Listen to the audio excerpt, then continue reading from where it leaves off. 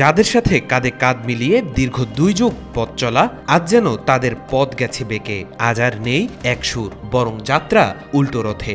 আসন্ন নির্বাচন ঘিরে জমে উঠেছে বিএনপি জামাতের লড়াই, যে লড়াইয়ে রাখা হয়েছে স্বৈরশাসকের নির্যাতনে দীর্ঘ অসুস্থ হয়ে পড়া বেগম খালেদা জিয়াকেও।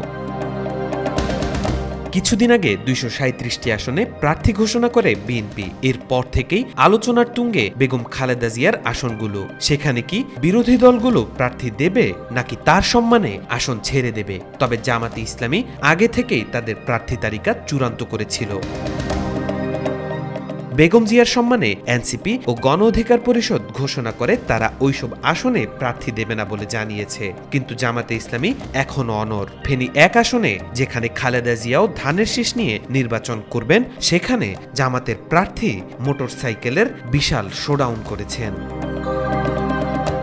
ওই আসনে জামাতে ইসলামী মনোনীত সংসদ সদস্য পদপ্রার্থী অ্যাডভোকেট SM কামাল উদ্দিনের নেতৃত্বে এক বিশাল মোটরসাইকেলের শোভাযাত্রা হয়েছে গত শনিবার। শোভাযাত্রায় কয়েক হাজার মোটরসাইকেল ও প্রাইভেট কারের অংশগ্রহণে ছাগলনাইয়ার পাঠানগড় এলাকায় গিয়ে শেষ হয়। বিএনপি চেয়ারপারসন খালেদা জিয়া নির্বাচনী আসনে জামাতের এ ধরনের বিশাল শোভাযাত্রার পর স্থানীয় ভোটারদের মাঝে ব্যাপক চাঞ্চল্য সৃষ্টি করেছে। যেখানে আপোষহীন নেত্রী খালেদা জিয়ার সম্মানে অন্য সব দল প্রার্থী ঘোষণা করছে না, সেখানে জামাতের এমন উল্টো পথে হাঁটা জনমনে প্রশ্নের সৃষ্টি করেছে। নির্বাচন যত ঘনিয়ে আসছে, ততই কে বসবেন ক্ষমতায় তা নিয়ে উত্তেজনা ক্রমে বেড়েই চলছে। সমীকরণে এবারের নির্বাচনে সবথেকে এগিয়ে থাকা 2 দল জামাত ও বিএনপি।